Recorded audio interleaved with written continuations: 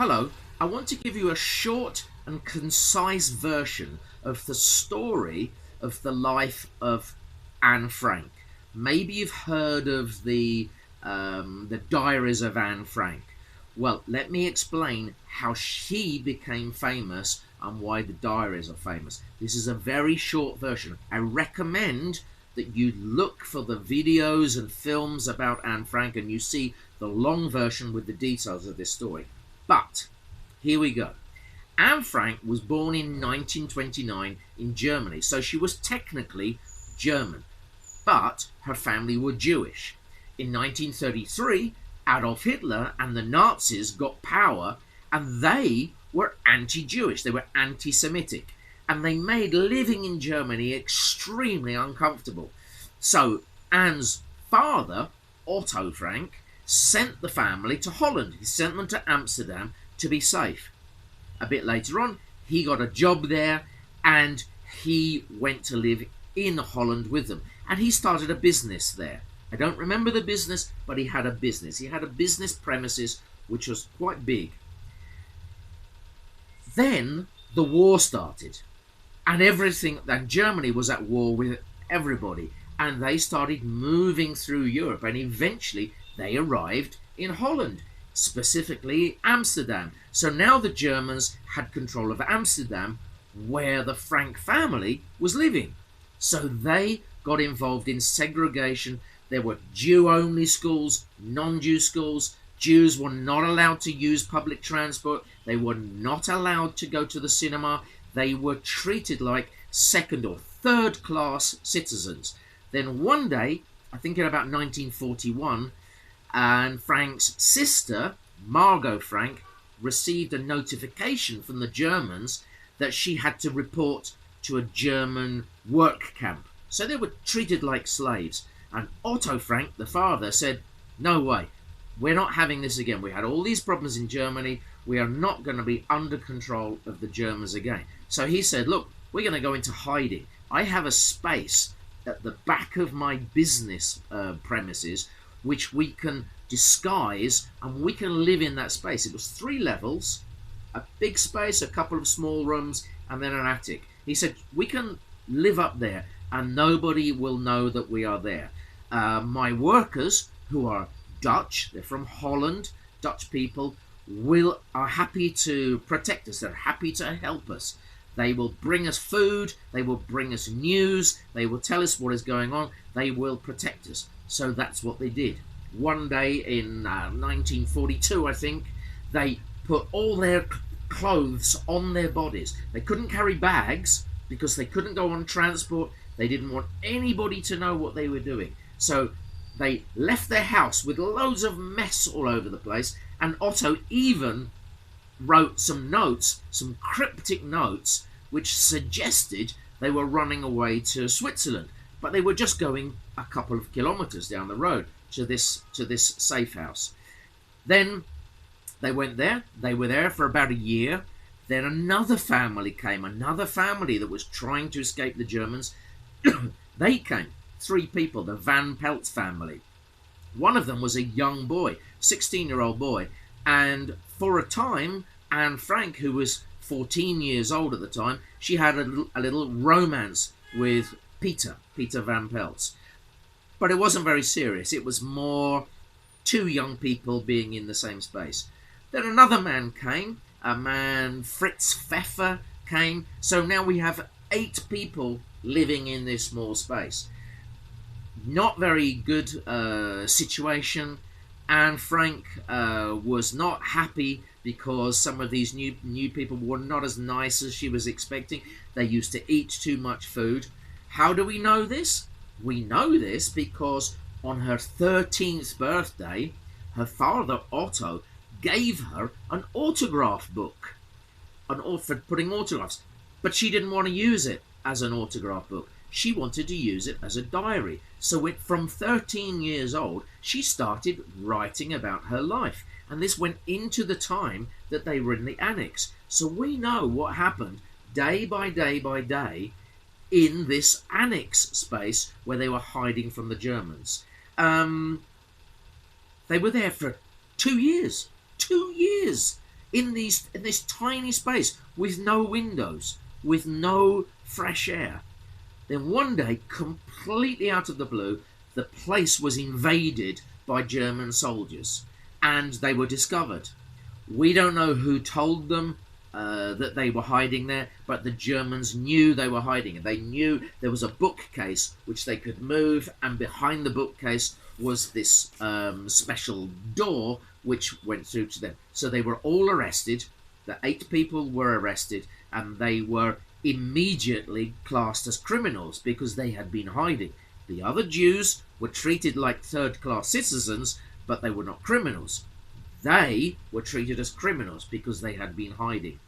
So in 1944, they were deported on a train from Westerbork to Auschwitz, the famous Auschwitz concentration camp, September 1944. Now remember, probably you know, the war finished in April 1945. So we're right in the last 6 or 7 months of the Second World War. They went to Auschwitz on these horrible cattle trucks. They were trucks for carrying people that were all standing up. For 3 days, they were all pushed into this space, and they could hardly breathe.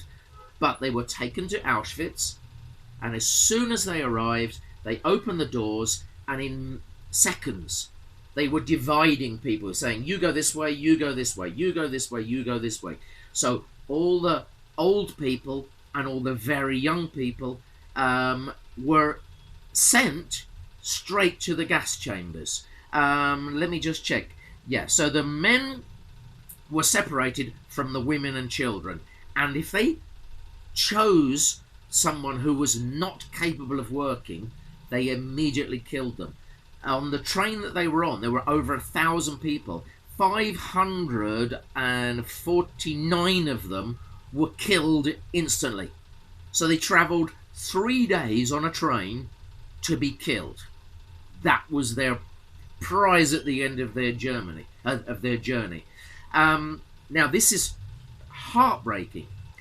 Anne Frank thought that her father was killed on that day. So she felt grief on that day that her father was taken away from her. She also thought that all the other people were killed, except the people that she had contact with. She could see her mother, she could see her sister. She stayed in contact with her mother and her sister, but she thought all the other people had died at that particular time. By the daytime, they had to work as labourers, carrying rocks and doing hard manual work. And at the night time, they had to dig sods. Now, sods are like roots in the ground, and you cut them like in bricks, ladrillos, to use to keep the fires going. And so they worked day and night. They just got thinner and thinner and thinner, and they gave them minimum food to survive. If you've seen pictures of Auschwitz, they're horrible. If you have never seen them, be careful. They are absolutely atrocious pictures of people with no fat on their body. They are living skeletons. So they lived like this. This is in months they became skeletons. And then they became very, very sick. And there was a typhus epidemic which went all the way through Auschwitz. It killed 17,000 people in one space. 17,000 people. And the people who were sick had no energy for anything. And in about March 1945, 1 month before the war ended, Anne Frank's sister, Margot, fell from her bed, and the shock of the impact, just falling a couple of meters, killed her. And eventually, a couple of days later, Anne Frank also died. You cannot believe how sad this story is. Literally 2 weeks later, the British liberated the camp. If she had survived 2 weeks more, maybe she would have lived. Maybe they would have saved her. Unfortunately, because of the typhus, the soldiers had to burn the camp, burn all the bodies, and make the place as sterile and clean the area as much as possible. So there's no grave for Anne Frank. We have no way of knowing exactly where she was buried. Now, how do we know about the diaries? Well, when the Germans came and took them away that day in 1942, they just took them and they left all their things behind. The Germans were only interested in arresting the people. And after they went, those helpers, their 4 helpers, went up into the rooms to clean everything and to make everything like normal again. And they found Anne's book and all her other books, because she filled more books with her writings. And in many of them of her writings, when she was 13, 14 years old, she was saying, I know I can write. I love writing. This is my passion. I want to be a writer. I want to be involved in theatre. And there was a conflict. There was a conflict in these books, because sometimes she was saying, I will never let anybody read my private thoughts. So her private thoughts in her diary were her secret. But later in the diaries, she said, I want to be a writer. I want to write a book. When all of this is finished, I'm going to write a book. And she started writing extracts for her book. Then, triple whammy. Triple whammy means bam, bam, bam. We discover her father didn't die. The only person who survived Auschwitz was Otto Frank, the father. The other 7 did actually die, but he didn't know. He had no idea that his family had died. So he went to Amsterdam looking for them, and after a few weeks, eventually he found the news that all of his family had died at Auschwitz. But he made contact with those helpers again, and they presented him with the books. He, as I said, he looked at this, he had this huge dilemma. She's saying, these are private, I don't want to tell anybody. But the words and the writings were so fantastic that the other information she put, when she said, I want to write a book, these are the things I want to say, that persuaded him to publish the books. And now you can read her books, you can read her writings and discover her thoughts about her time before and during her time hiding from the Germans in Amsterdam. They're fascinating words. The films are fantastic, so the film of her life and her capture are fantastic. But that's the story of the famous Anne Frank. At least now you know the short version of her life. Okay, thank you for listening. Bye-bye.